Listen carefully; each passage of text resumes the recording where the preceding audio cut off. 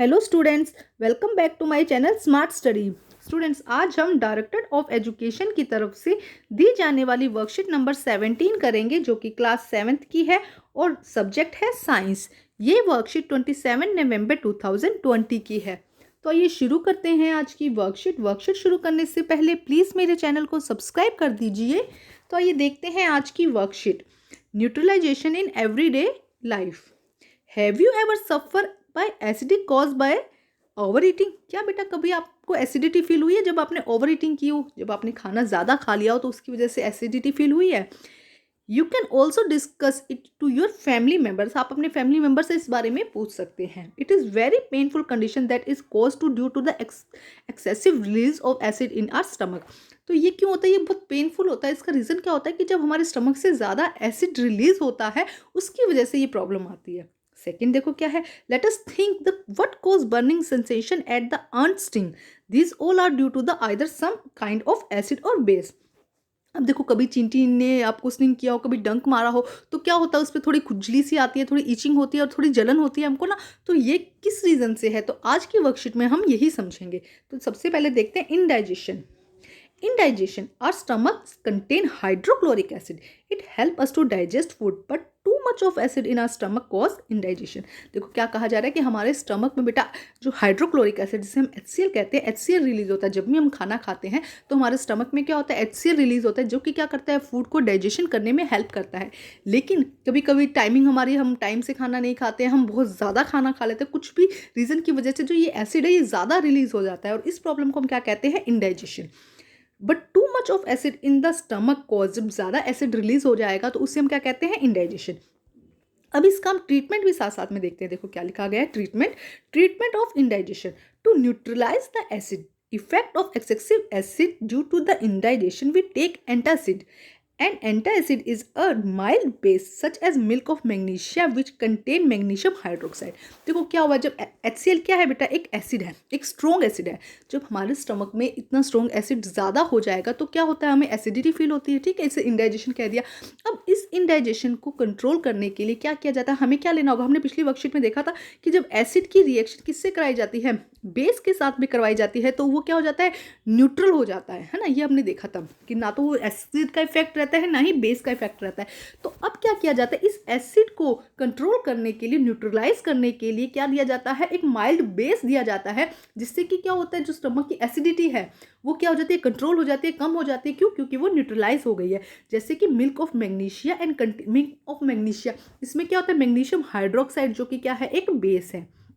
एक बार फिर हम इसे रीड करते हैं। इसे हम क्या कहते हैं, एंटासिड। इसे क्या कहा जाता है, एंटासिड। देखिए, to neutralize the effect of the excessive acid due to the indigestion we take antacid and antacid is a mild base such as milk of magnesia which contain magnesium hydroxide. जैसे कि हम डाइजिन लेते हैं ना, आपने सुना होगा कि डाइजिन लोग जब आपको एसिडिटी फील होती है तो एक्चुअली इसमें होता क्या है, मैग्नीशियम हाइड्रोक्साइड होता है, जो क्या करता है, जो ज़्यादा एसिड हो गया है हमारे स्टमक में उसको कंट्रोल के साथ रिएक्शन करके उसको न्यूट्रलाइज करता है।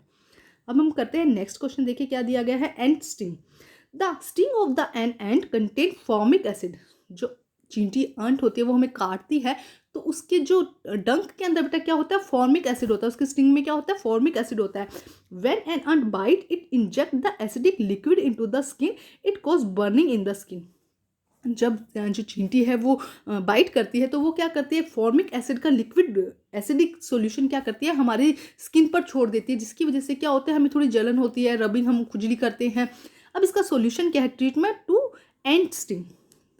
The effect of the formic acid, क्या रिलीज किया था अंट ने, formic acid due to the ant sting neutralize. अब हमें क्या करना है, देखो एसिड उसने छोड़ दिया है, चींटी ने एसिड डाल दिया स्किन पे, तो हमें कुछ बेस डालना पड़ेगा जिससे कि क्या हो, न्यूट्रलाइजेशन हो जाए, न्यूट्रल हो जाए दोनों। Neutralization by rubbing moisture, baking soda, sodium hydrogen carbonate और calamine solution of zinc carbonate. These are mild base. अब देखो क्या कहा गया है कि जब फॉर्मिक एसिड चींटी ने रिलीज कर दिया हमारी स्किन पे, तो क्या होगा, हमें रबिंग होगी, खुजली होगी थोड़ी सी। तो उसको कंट्रोल करने के लिए हमें क्या लेना है, बेकिंग सोडा, जो खाने वाला सोडा होता है, बेकिंग सोडा, उसको रब करो, या कैलेमाइन सॉल्यूशन आता है उसे लगाओ। उससे क्या होगा, क्योंकि कैलेमाइन सॉल्यूशन और बेकिंग सोडा क्या है, बेस है, और ये जो फॉर्मिक एसिड है ये क्या है, एसिड है। तो एसिड और बेस आपस में रिएक्शन करेंगे उस प्रोसेस को, और क्या बना देंगे, न्यूट्रल कर देंगे उसको, जिससे कि जो हमारी स्किन पे जो भी इफेक्ट हो रहा है वो नहीं होगा। नेक्स्ट देखते हैं soil condition. excessive use of chemical fertilizers make the soil acidic. Plant do not grow well when the soil is either too acidic or too basic. देखो क्या कहा जा रहा है, जब केमिकल फर्टिलाइजर का यूज़ किया जाता है, एक्सेसिव यूज़ किया जाए, बहुत ज़्यादा यूज़ किया जाए, तो वो सॉइल है तो वो क्या हो जाएगी, या तो एसिडिक हो जाएगी या बेसिक हो जाएगी। देखो अगर एसिडिक फर्टिलाइजर यूज़ किया गया है, एक मान लो कि ये फील्ड है और यहाँ पे एसिडिक फर्टिलाइजर को बार बार यूज़ कर रहे हैं, तो धीरे धीरे जो यहाँ की सोइल है वो कैसी हो जाएगी, एसिडिक हो जाएगी।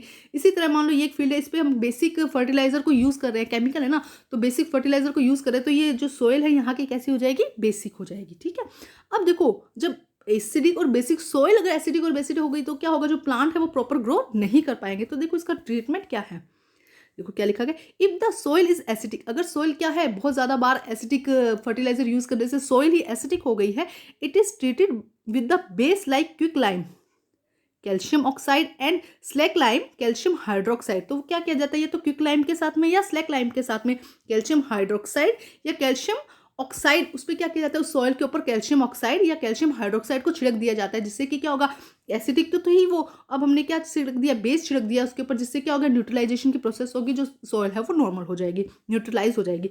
और अगर जो सॉइल है वो क्या है, बेसिक है, बेसिक हमने फर्टिलाइजर यूज़ किया कंटिन्यूस, तो सॉइल कैसी होगी, बेसिक होगी।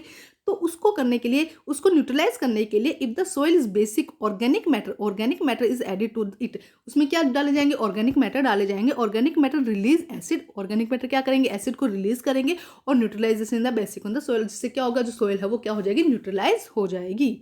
नेक्स्ट देखते हैं factory waste. The waste of the manufacturers contain acid, जो भी फैक्ट्री से वेस्ट रिलीज करा जाता है, बाहर निकाला जाता है, वो उसमें मोस्टली क्या होता है, एसिड होता है। If they are allowed to flow into the water bodies, the acid will kill fish and other organism. अगर यही एसिडिक वाला जो वेस्ट मटेरियल है सीधा ही हम क्या करते हैं, वाटर बॉडीज में रिलीज कर देते, तो क्या होगा, वहाँ पे जो वाटर बॉडी में जो फिशेज हैं, जो अदर ऑर्गेनिज्म हैं, वो क्या हो जाएंगे, किल हो जाएंगे उस एसिड की वजह से। तो क्या किया जाए, ट्रीटमेंट देखो क्या है इसका, factory waste are neutralize by the adding basic substance before releasing in water. अब देखो क्या किया जाए, जैसा एसिड है वैसा ही हम बेस यूज करके उसको न्यूट्रलाइज करके फिर हम क्या कर सकते हैं, उसे वाटर में रिलीज कर सकते हैं। ठीक है, तो बेटा हमने साथ साथ में हमने देखी है प्रॉब्लम क्या है, उसके साथ साथ में हमने ट्रीटमेंट भी देख लिए हैं।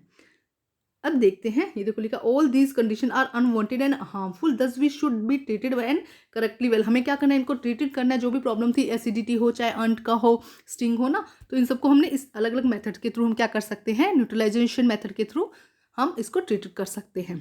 अब देखिए question answer, what is indigestion, बहुत अच्छे से दिया बेटा आपकी वर्कशीट में, यहाँ से लेके यहाँ तक ये हो जाएगा फर्स्ट का answer. Our stomach contain hydrochloric acid, it help us to digest food but too much of acid is stomach cause indigestion. आइए हम क्वेश्चन नंबर सेकंड करते हैं, व्हाट इज एन एंटासिड, यहाँ पे दिया गया है प्रॉपर सेकंड का answer. Then to neutralize the effect of the excessive acid due to the indigestion, we take an antacid. Antacid is a mild base such as milk of magnesia which contain magnesium hydroxide. बहुत अच्छे से समझा चुकी हूँ पहले बेटा। Third question, dash and dash are use to neutralize ant string. Ant string को कौन करता है बेटा न्यूट्रलाइज, बताइए आप। Very good, most baking soda and calamine solution. तो ये हो जाएगा आपका थर्ड का आंसर बेटा। ठीक है, अब हम करते हैं question number 4। How can you treat basic soil, basic soil को कैसे ट्रीट करेंगे बेटा, सोचिए बेटा कैसे सॉइल करें। अभी हम पढ़ चुके हैं बेटा। देखो, if the soil is basic, organic matter is added to it, organic matter release acid which neutralize the basic nature of the soil. तो ये हो जाएगा आंसर नंबर 4, ये हो जाएगा आंसर नंबर 4। तो बेटा आज की वर्कशीट कंप्लीट होती है, वर्कशीट कंप्लीट करके अपने टीचर से चेक कराइए और प्लीज़ मेरे चैनल को लाइक कीजिए, सब्सक्राइब कीजिए और शेयर कीजिए।